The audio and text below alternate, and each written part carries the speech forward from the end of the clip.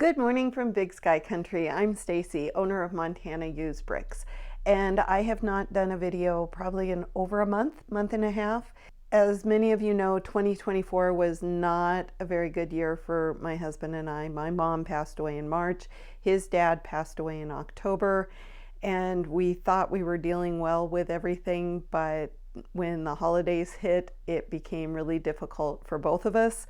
So I didn't do a whole lot with the YouTube channel. I did work on Lego quite a bit. It was really kind of my zen and my thing that got me through, and I did a lot of uploading in December, but I was just trying to work through a lot of feelings that had came up over the holidays. My mom was very big on Christmas, and there was a lot of the traditions that I still carry that I got from my mom, and so it really made the holidays a lot harder this year. But I am feeling better. I am getting more on track, I hope, and getting my life kind of more back to a normal rhythm, whatever that might be. I have not responded to comments in probably 3 or 4 months. And so I thought I would go through my comments this morning, and I found a couple. I also did record a couple of videos for a December vlog. I'm going to throw those on the end of this video. If you enjoy my vlogs, just stick around, and there's a couple of things that I did during the month of December that are on there. And now that the holidays are over, I would be curious if you guys got Lego for Christmas, and if you did, what sets you got. My husband bought me the botanical garden set for Christmas, along with, I think, the rose set where you get 2 roses to put together, because I do like some of those botanical sets. And right on the first, I went out and ordered the Tudor, I'm probably pronouncing that wrong, Tudor corner, the modular buildings, because as you know, I love the modular buildings. And because I was already spending a bunch of money, I went ahead and bought the Creator 3-in-1 set to build the camera, like the 35mm camera. Because I have the Polaroid one, I haven't put it together yet, but I just thought those two would look really cool sitting next to each other. And I did get quite a few sets finished up. The first part of January, I finally finished the Atari set. I got the Rose set together. I finished the Disney Haunted Mansion, and I did the camera last night. What am I working on now? I'm working on the Jurassic Park diorama with the overturned car. That's the one I'm working on right now. I've gotten as far as getting one of the cars built and the dinosaur built, so I'm still working on that one. My husband told me he was going to quit buying me Lego sets unless I started putting them together. So I've been trying harder to get them done. So the couple of questions that I pulled out of my comments, like I said, I'm 4 months behind. I apologize. But there was a couple that had come up that I thought were kind of interesting. There's several in there that I want to dedicate a whole video to, or at least more time to than I'm have today, so I'm hoping I will be able to do that either next weekend or the following weekend. I am not going to guarantee that I'm going to be really good about getting videos up, because it didn't happen at all in December, so I don't want to put that out there that I'll do this once a week. I will do it when I have time. Great video. Have you ever tried to get replacement bricks from Lego for reddish brown or other colors that seem to break easily? I personally have not ever tried to get replacement parts. I have had several parts break, and I have my own stash, so it's not that big a deal if a reddish brown or a dark red breaks, because I can just pull it out of my own stash. But it is a little annoying, but I haven't personally tried to get replacements. I've heard 2 different things. I've heard some people say that it's a pain.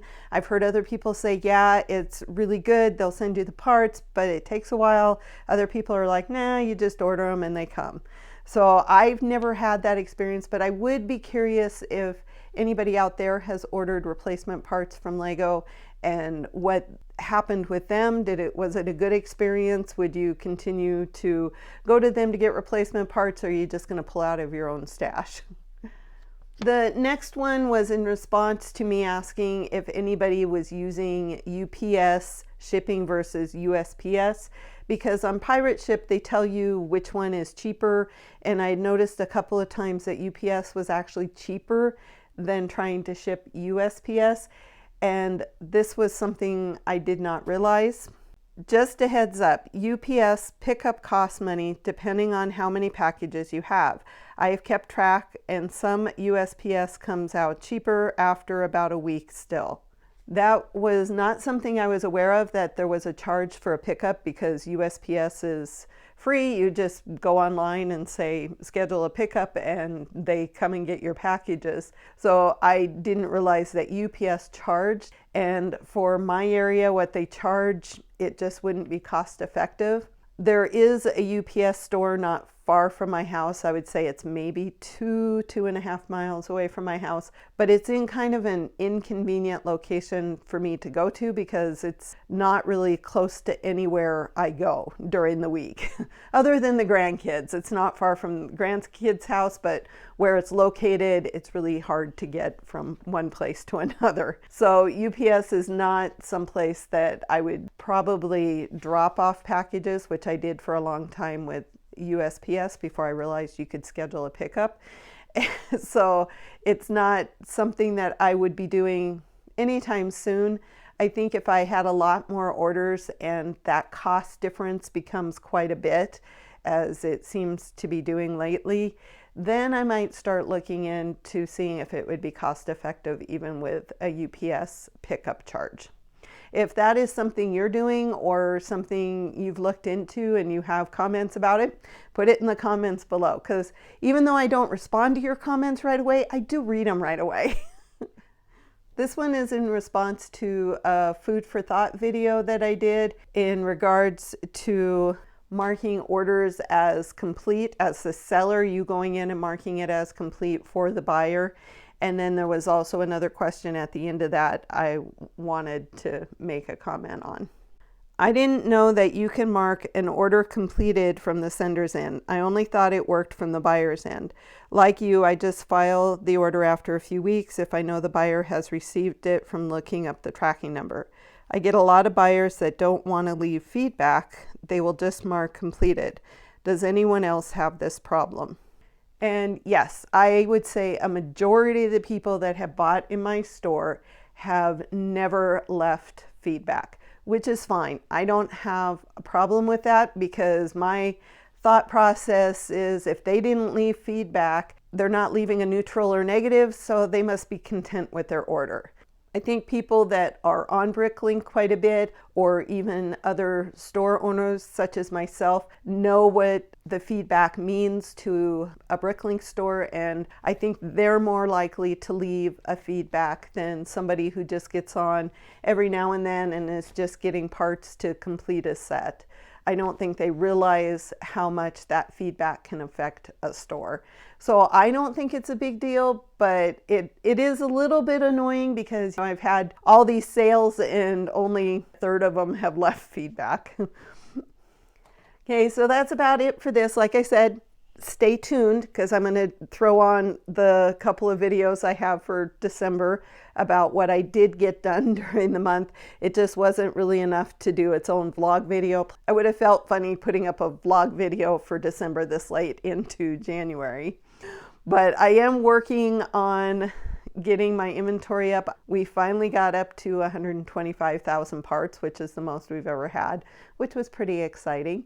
And we are continuing to put more in, so hopefully that will draw people in. One more thing before I get to the December vlog video.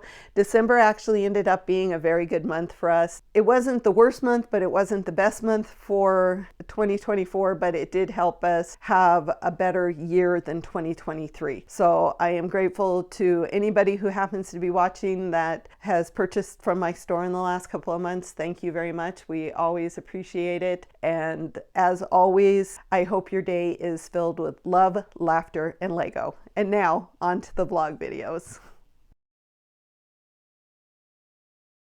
If you watched last month's video, you saw that I had these 2 containers full of Lego that I had bought, and I was finally able to get through them. I sorted them, took everything apart, pulled out any unique parts, stickered parts, and some other things, and I got it down to 1 container. Very happy about that. That's going to go into storage. This will just take up space in my shop, but I'm glad to have it down to just 1. These are the parts that I sorted out. I have the wheels, the larger plates, wedge plates, and then I did pull out some of the bricks just so I was able to get the lid back on that box. So that's why there's just a couple of parts here. The other thing I've been doing is pulling out parts that will go into my filler box. I have probably about 3 pounds that are going to go into my filler box. A lot of the bricks are in really bad shape, so I have pulled a lot of the bricks out. This ended up being all the non-Lego parts, so those will get donated probably to the local thrift store. What I'm working on today are Technic parts, because I had also pulled out all the Technic parts, and I've slowly been putting those in. It took me quite a while because there was a lot of pins and axles to put in, and I got the bricks in and the lift arms in, and this is pretty much all I have left of the Technic. Good morning. I have about a half hour to an hour before I have to start work, depending on if I want to start early or not today. And I haven't done a lot of these videos. There's just been a lot of going on because it is getting close to Christmas. But I did want to show you that I am still working on this big tub of Lego. I got it down to 1, which is very exciting, and I've slowly been going through it and pulling out various parts. That's kind of my sort 2 bucket. And this is what I'm working on right now. I still have a couple of little plates to put in, and then I have all these wedge plates that I have sorted. There's still more. These are just the bigger ones that I have sorted. So this is what I'm working on next. And this tower of Lego behind me, a lot of it is what I've been working on. Over here, I do have 3 bags of parts, 2 pounds each, of parts that will go into my filler box and be sold on Facebook Marketplace.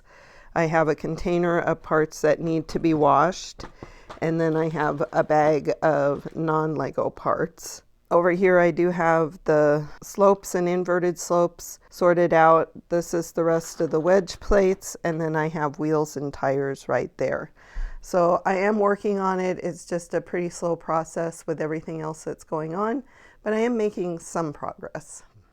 And I am also curious what everybody thinks of the new banner on Bricklink. When I brought it up the other day, because I don't get in the forums, I don't really read what's going on, and so stuff like this always catches me by surprise. And of course, as soon as I see a change or something isn't working right, I immediately head to the forums. And I wasn't the only one that was thinking that the new banner really doesn't match the rest of the screen, but I'm sure they're going to be changing that soon too, which doesn't make me very happy. I do like the fact that they have all the stuff up here to add parts, upload, part out, and bind. That is kind of a nice new feature, but as for finding stuff, it took me a while to figure out where everything was, and I don't know if they fixed it, but when I was doing some uploading the other day and checking things out, when I went to my store, as soon as I put in a number, oh, now it's staying up. Okay, because before this was go back to all items. When I did it the other day, that didn't change, so I'm glad they did get that part fixed, because that's kind of annoying to when you're in your store trying to look up stuff if you have to keep scrolling down and clicking my store every time. I'd be curious what everybody thinks about this, and are you looking forward to them changing this part of the screen as well, or are you happy with the way things were? I'm a person who doesn't like change, and it'll take me a while to get used to it. I'm not happy right now, but eventually I won't even notice the changes.